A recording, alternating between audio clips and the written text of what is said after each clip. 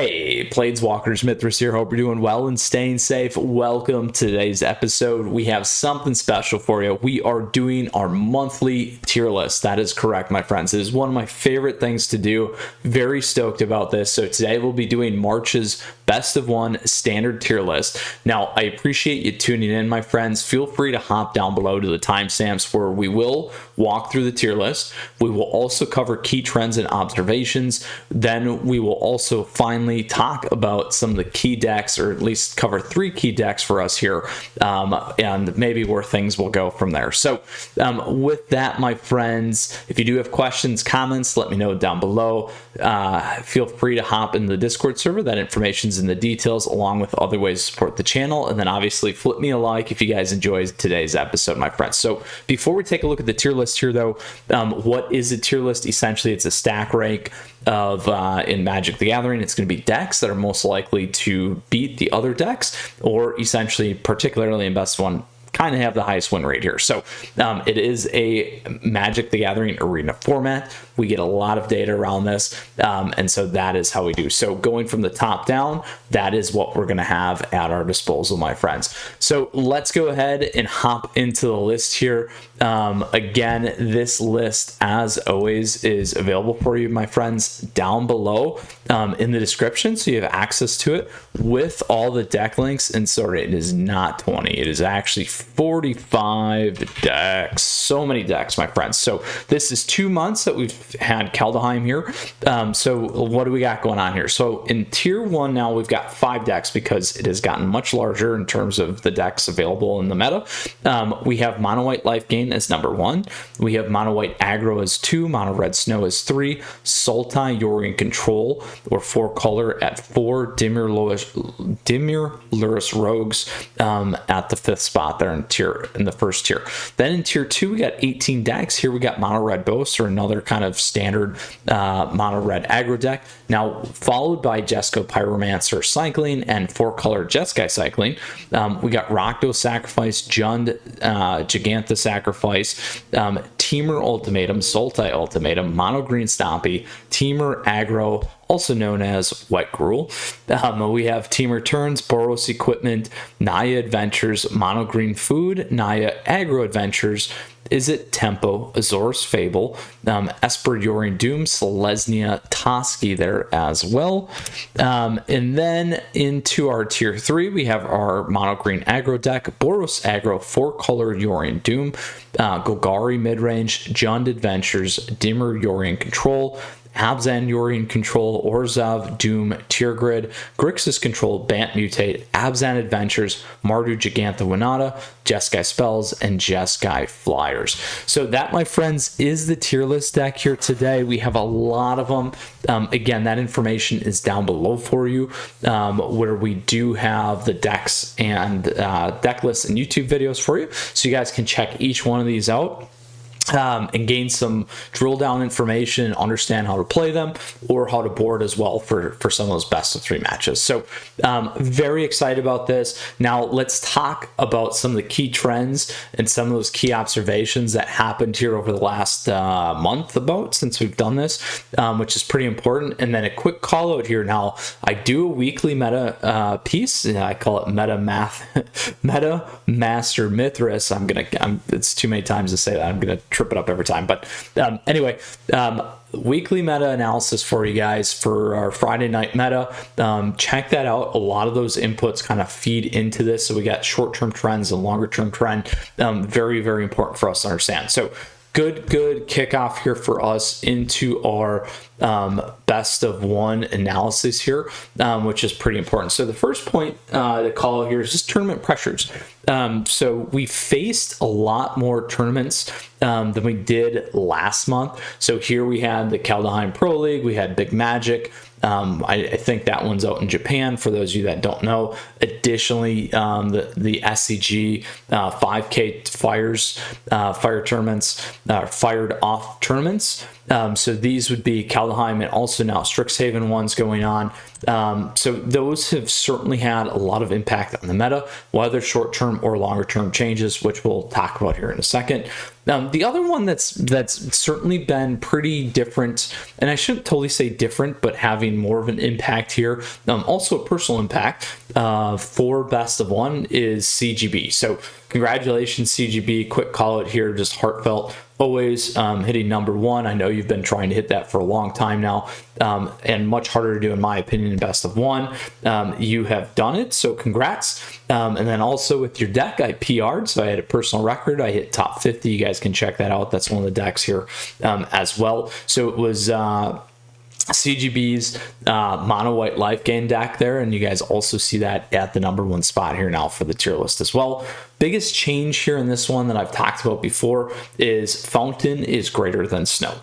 So just remember that the drop in the land, the Fountain land, giving us 2 life, activates the priests a lot faster, which makes it pretty significant, oddly enough. And I shouldn't say oddly enough, but it is a small enough thing, an adjustment in the deck that's made a huge difference. So keep those things in mind, my friends, because it is very important on those adjustments, and as we see these decks evolve and the meta changes, pretty important. And I've also, on that note, have redone the mono white aggro deck and mono white life gain deck just because of that significance and impact. Not something I've always done in the past, so very happy about that too.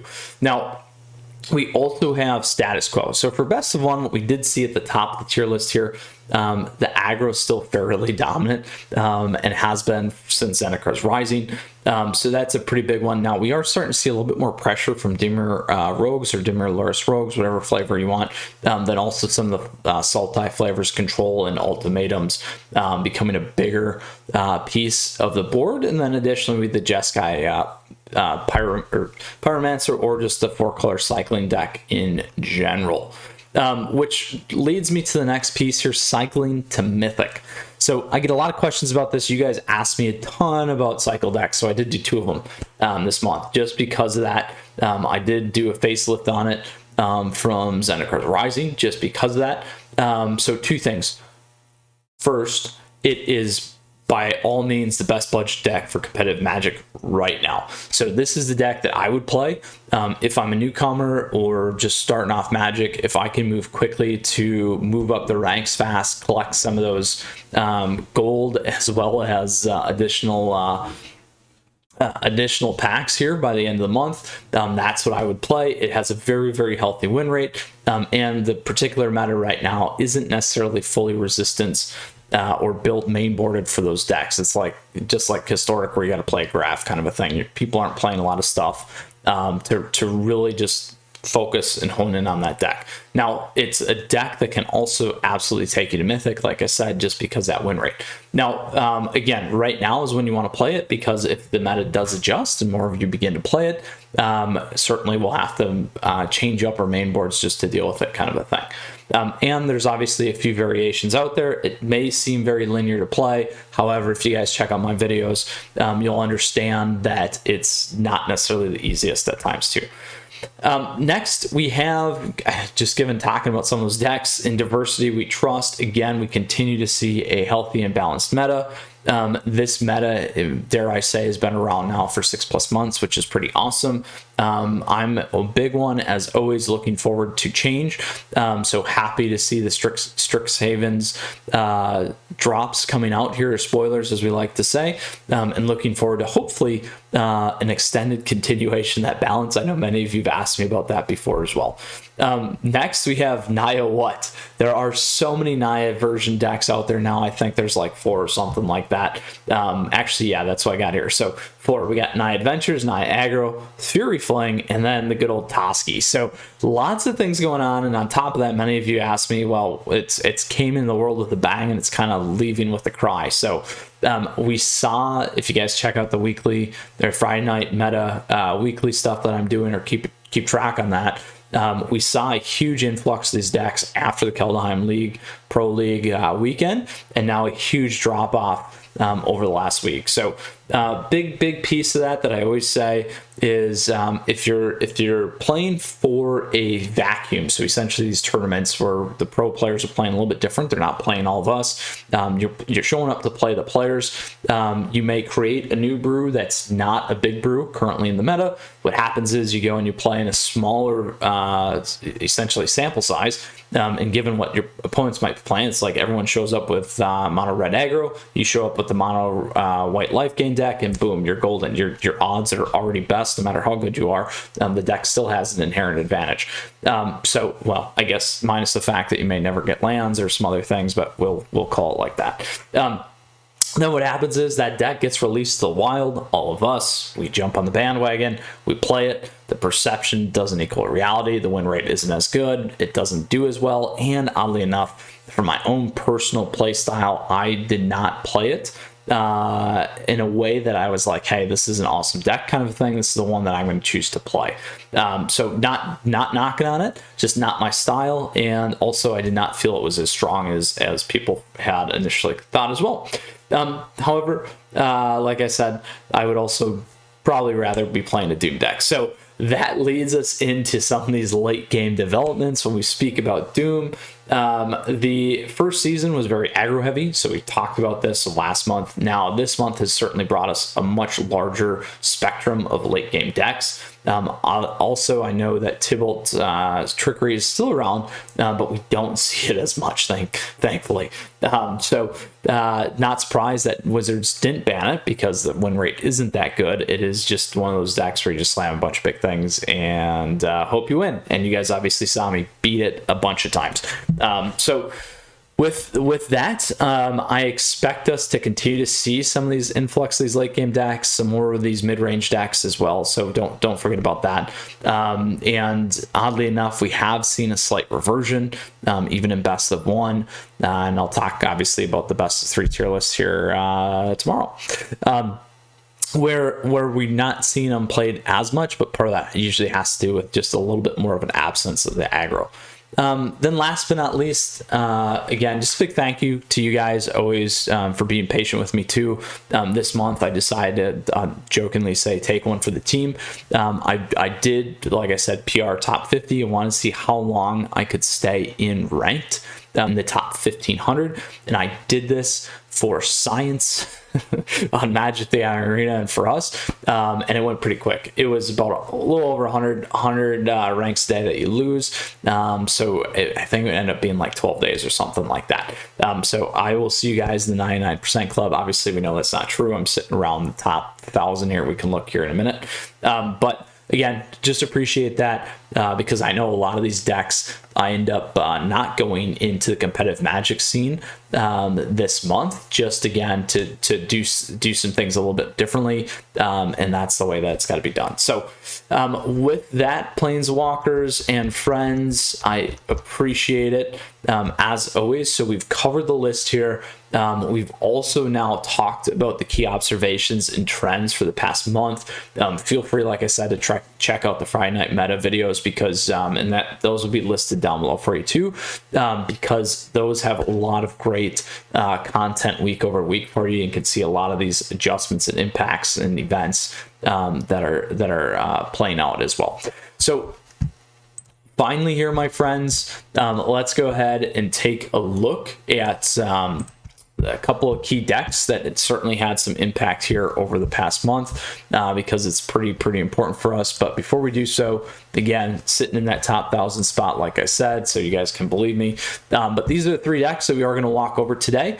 We got our Kaldheim League Weekend 4-color deck. I believe this was Andrea Maguchi's deck here. We have the Mono White Life Gain deck by CGB, and then also a top 200 Boros equipment deck. Apologies, the credits are in that video. I'm blanking on the name right now. So first off, this one certainly has had an impact, not as much in best of one, but because I talked about it here today in key observations, I did want to go over it quickly for you. So pretty much the premise again, Doom Foretold, playing 4-color, gain access to green here for buying the old gods. We got the Raven's Warning to pull in from our sideboard. Lots of things to counter late game decks pull out key things, pull back with Dance the Mance, kill a lot of aggro decks, hold things down, leverage our Archon of Sun's Brace, and then obviously play our Yorians there as well. So a very, very healthy Doom deck, super fun to play as well, my friends. Then we have our mono white life gain deck by CGB. So this is the #1 mono white life gain deck. Like I said, I took this to the top 50. Big changes in this one is you see a couple things here. It's not running Linden, running Forov and Luris, making sure we're getting a lot of these things back. Very, very linear in terms of what we have going on. And then we have the Radiant Fountain, which is perfect. So again, like I said, really, really activating Speaker of the Heavens ability much faster, which is very, very important. So if we play a Plains turn 1, play this guy, we're at 21, or sorry, turn 1, turn 2, 21, drop this, 23. You do that again, you drop another life gain. Turn 3, you're already making a bunch of 4/4 flyers, which is pretty nasty, my friends. So really, really like this deck. Like I said, a lot of fun, and took me to the top 50. Last but not least, we got a Boros equipment deck. So this deck here, my friends, has gained in popularity. I was very excited to run this one. There's certainly a number of variations of it. This one isn't as streamlined. We can tell because the twos, two ofs for starters. So keep that in mind. Now you can certainly make a little bit more streamlined one for best of one, but we also get my favorite here, Shadow Spear. One of my favorite cards because it removes hexproof and also indestructible till end of turn. A lot of people forget that. I run this in my mono red aggro deck as well, so it's kind of a running joke for those of us that come watch me on Twitch, as well as those of us in the Discord server or here on YouTube, where you guys may or may not know or mention it. So very, very quick, very big and effective once you get these things going here on the top end, my friends. And obviously we got Halvar here, so we can move at the beginning of each combat. We may remove and move an attached equipment or aura to creature we control, the target creature we control. So big to remember that as well, my friends. So all in, again, this deck's becoming very popular. We saw that in the tier list, strengthening, and also I've seen it played much more. So I'm very, very excited about that, my friends. So let's go ahead here back to the decks and close out with our list here. So again, my friends, there we go. Again, my friends, in conclusion, we talked about what the tier list is in terms of stack ranked, how it aligns here. We talked about the tier list itself here, so that we covered a 1, 2, and 3 tier. I forgot to mention that's kind of my style that I do, instead of the S, A, and all that stuff. So that's how I do it. Break it into 3, and then as we get more decks, maybe I can go to 4, because I have done that in the past. Actually, last season, because we had so many. We do have roughly 50 decks.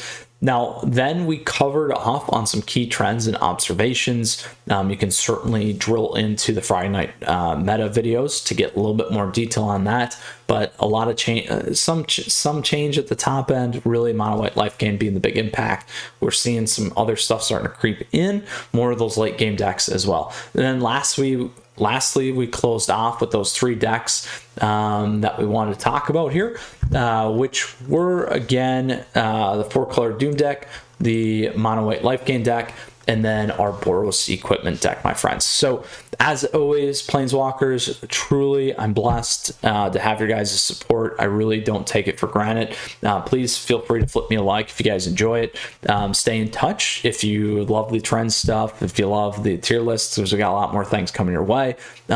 And on top of that, big shout out to patrons, as well as YouTube supporters and Twitch supporters, you guys. So great ways to support the channel down below in the details. I do try and stream on Twitch. I've been trying to do YouTube as well, but for some reason it's not working out where I could stream to both nicely. in terms of that. I'm trying to do Tuesdays and Thursdays, usually 8 to 10 Central, around that time frame. Hopefully to do more in the future. Really enjoy the interactions, and get some more time with you guys, and obviously other ways for you guys to interact with me in the details, for different levels of support. So with that, my friends, Planeswalkers, you stay safe. We'll see you again soon. Until next time, Mythras out.